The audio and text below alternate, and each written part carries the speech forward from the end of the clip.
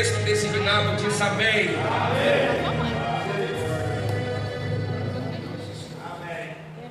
Eu tenho uma palavra revelada ao seu coração nesta noite. Capítulo 1 e versículo 9 a seguir. Na tradução que tenho está escrito: então Ana se levantou, depois que comeram e beberam em Siló, e Eli, o sacerdote, estava sentado numa cadeira junto ao pilar do templo do Senhor. E ela, pois, com amargura de alma, orou ao Senhor e chorou abundantemente. Versículo 11. E voltou o voto, dizendo: Senhor dos exércitos, se benignamente atentares para a aflição da tua serva, e de mim te lembrares da tua serva, de não esqueceres, mas a tua serva deres um filho varão, ao Senhor o darei por todos os dias da sua vida, e sobre a sua cabeça não passará navalha. Assentai-vos, por gentileza. Amados, dobre a sua atenção. Eu serei bem sucinto e tenho uma palavra revelada ao seu coração. Não levante ninguém, não vou chamar a atenção de ninguém. Vou pregar bem compassadamente para você entender, em nome de Jesus. Glória a Deus. O texto da qual verbalizamos nessa noite é o primeiro livro de Samuel. Esse livro, ele traz à tona o último juiz, conhecido como Samuel. Os juízes julgaram cerca de 200 anos naquela época. E é o primeiro livro, e é a primeira vez que a expressão o Senhor dos exércitos está inserido na Bíblia, começa nesse livro. Esse livro mostra o declínio espiritual e a ruína do rei chamado Saul, mas ao mesmo tempo apresenta o maior rei de Israel, conhecido como Davi. E segundo a Bíblia Sagrada, Davi, o homem segundo o coração de Deus, está registrado em Atos, no capítulo 13, versículo 22. O primeiro livro de Samuel dá o início em uma história bem conhecida por todos. Havia um homem da terra de Ramataim Zofim, Efrateu, cujo nome é Eucana. Ramataim Zofim significa lugar produtivo e lugar frutífero. Porém, Eucana, ele tinha duas mulheres. Esse ato de ter duas esposas naquela época era normal, era um costume do Oriente Médio, mas hoje Deus totalmente é inaceitável perante aos olhos de Deus. Isso se chama poligamia, ter duas mulheres. E Deus deixou abertamente que o homem deve ter uma mulher. Lá no princípio, em Gênesis capítulo 2 e versículo 24 está escrito: portanto deixará o varão seu pai e sua mãe, e apegar sua esposa, e ambos serão uma só carne. Pega aí. Porém, Deus dá continuidade dizendo, lá no Malaquias capítulo 2 versículo 14, Deus falou: porque o Senhor é testemunha entre ti e a mulher da tua mocidade, da qual tu foste desleal para com ela, sendo a tua companheira e a mulher do teu concerto. Então atualmente Deus aprova homem e mulher, não homem e mulheres.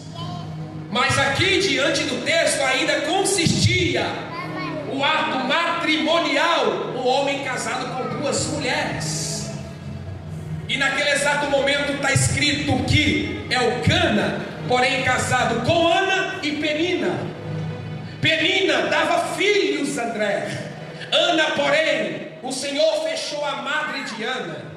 E o interessante, senhoras e senhores, Penina significa pérola, pérola material. Ana significa graça, graça espiritual.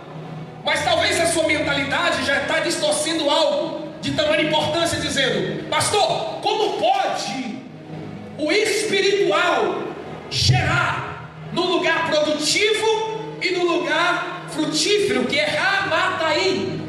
Porque Ana não gerava filhos. Mas o interessante que está escrito que Deus cerrou a madre de Ana. Por que isso? Porque Deus tinha um propósito na vida de Ana. E para todo propósito tem que passar pelo processo. O processo é doloroso, mas o propósito é glorioso. E naquele exato momento, Ana estava sem gerar filhos. As trompas de Ana não eram amarradas, os ovários de Ana não eram infrutíferos, mas sim era o propósito de Deus na vida dela. Sabe o que acontece então? Está escrito que todo ano, anualmente, Elcana subia ao templo edificado em Siló para adorar e a sacrificar. Fala comigo: adorar. Sacrificar. Vai pegando detalhe. Adorar é o quê? Algo de espontâneo que você faz para Deus. Mas a adoração tem que ser verdadeira, Marcelo. João 4:24, Jesus deixou isso abertamente. Deus é espírito, é necessário que os seus adoradores adorem espírito e em verdade. Se Deus usa a expressão verdade, agora vai pegar, porque existe muito adorador falso. Existe muita adoração falsa no nosso meio. Mas em nome de Jesus, não brinca com Deus, irmão. Já falei isso, volto a repetir. Queira ou não, existe muita adoração falsa. Então ele subia para adorar e a sacrificar. O sacrifício é bênção, mas o sacrifício tem que estar composto com santificação e adoração. O próprio Deus usou o profeta Samuel no primeiro livro, no capítulo 15, versículo 22, dizendo para Saul que é melhor obedecer do que sacrificar, porque o sacrifício em meia circunstância pode gerar pecado, e o pecado todo mundo sabe, Romanos 6:23, que o salário do pecado é a morte, mas o dom gratuito é a vida de Deus para aqueles que estão em Cristo Jesus. Então seja um adorador por excelência. Seja um adorador por excelência. Se você está aqui é para você adorar. E se isso é verdade, em nome de Jesus, eu quero liberar uma palavra profética na tua vida. Levanta a mão lá em cima, em nome de Jesus. Deus está bradando nessa noite, através da tua adoração. Ele vai curar, Ele vai libertar, Ele vai fazer um milagre. Só quem toma posse, adore a Ele, aplaude a Ele bem forte.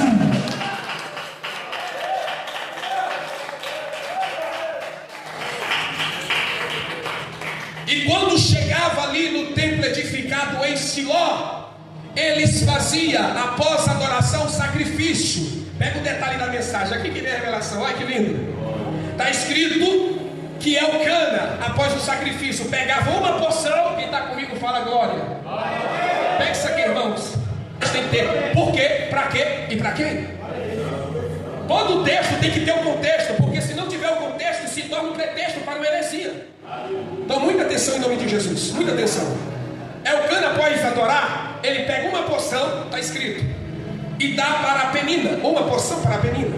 Ele pega porções e dá para os filhos, e ele tem 10 filhos. Por quê? No versículo 8, o próprio Elcana disse para Ana: não sou eu melhor do que 10 filhos. Então ele tem 10 filhos, 5 filhas e 5 filhas. Então são 10 porções e uma para ele. Então nós temos 12 porções, uma para Elcana, uma para Penina e 10 para os filhos. Após isso, pega isso aqui, irmão, é tão lindo. Está escrito que ele deu uma porção excelente para ela. A palavra excelente significa dobro. Ele então deu 24 porções para Ana. Ana sobe todo ano no templo. Ana tem 24 porções e Ana não gera. Olha só, o propósito de Deus é tão forte aqui nesse texto. Como que Deus vai realizar esse propósito?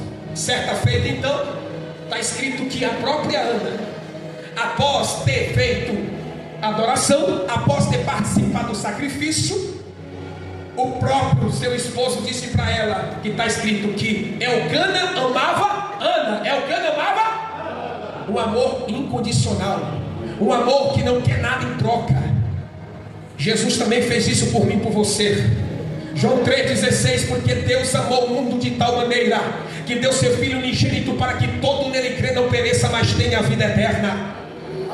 Esse amor tem que consistir na nossa vida. Aí quando ele faz esse ato, 24 porções para Ana, ela não cheira ainda. Mas certa feita está escrito o versículo que lemos: todos comeram. André, André. Todos se alimentaram, Luiz, todos. É hora de ir embora. Mas está escrito que Ana voltou para o altar. Não, você não está entendendo ainda. Já tinha participado da adoração, já tinha feito o sacrifício, mas ela voltou para o altar, porque ela está cansada, irmão. São mais de 20 anos a mesma rotina. Pastor, como o senhor sabe disso? Não está escrito na Bíblia. Porque é fácil. Diante da lei judaica, para um jovem participar de um sacrifício, ele tem que ter acima de 14 anos. Se Penina e Elcana têm 10 filhos, então cerca de 20 anos a mais que eles faziam essa mesma rota, subir em Siló, para sacrificar, para adorar e sacrificar o Senhor. E naquele exato momento, quando então ela terminou de comer e beber, ela volta para o altar. Eu não estou entendendo ainda, vai entender agora. Quem volta para o altar tem resposta de Deus. Você não pegou nadinha. Ela está com 24 porções, mas continua estéril. Ela chora, mas continua estéril. Mas ela resolveu demorar no altar. Quem demora no altar tem resposta de Deus. O camarada quer ser liberto, quer ser curado, quer ser isso, quer ser aquilo, mas não tira 10 minutos de oração. Como é que vai ser? Eu profetizo na sua vida. Você pode ter até 24 porções. Você pode ter subido 20 anos ao templo para orar. Mas se você não demorar no altar, não tem resultado. Mas hoje eu convido você: demora no altar que Deus vai ouvir o teu clamor. Demora no altar que Deus vai ouvir a tua petição. Demora no altar que Deus vai atender você. Quem crê nisso, libera o glória.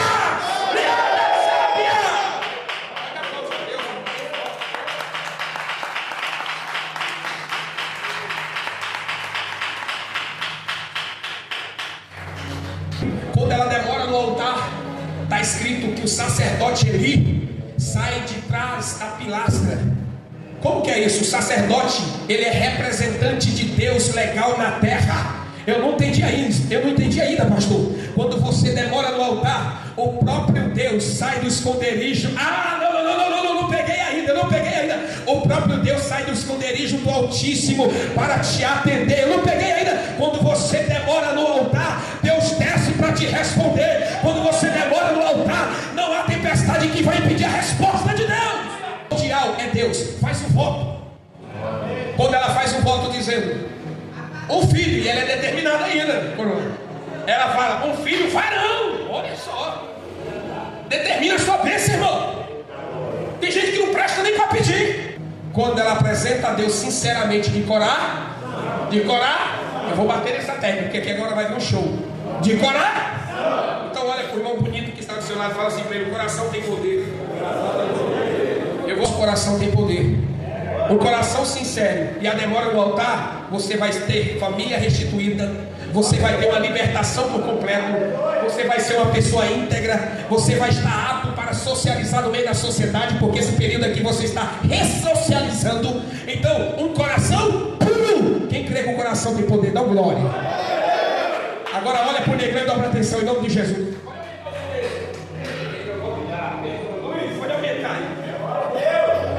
Olha para mim, em nome de Jesus. O coração tem poder. O coração tem poder. Provérbios 4:23 está escrito: sobre tudo que se deve guardar, guarda teu coração, porque dele procede para toda a saída da vida. O coração tem poder? Tem. Salmo 119, verso 11 está escrito: guardei a tua palavra em meu coração, para não pecar contra ti. Senhor Deus, o coração tem poder? Tem. Romanos capítulo 5, versículo 9 está escrito: sendo justificado pelo seu coração, seremos por ele salvos da ira de Deus. O coração tem poder? Tem. Hebreus capítulo 4, versículo 12 está escrito: porque a palavra de Deus ela é viva e eficaz, é mais penetrante do que a espada de dois gumes. Ela penetra a divisão da alma e do espírito, das juntas e medulas, e é apta para discernir pensamento e interesse do vosso coração. O coração tem poder? Tem. 1 Pedro capítulo 1, versículo 22 está escrito: purificando a vossa alma na obediência à caridade fraternal, amai-vos ardentemente uns aos outros com o coração puro. O coração tem poder? Tem. Mateus capítulo 5, versículo 8 está escrito: bem-aventurados limpos de coração, porque eles verão a Deus. O coração tem poder. Olha para o seu irmão e fala assim: o coração tem poder. Fala para ele. Tem. Quem crê nisso, fala orando. O coração tem poder? Tem.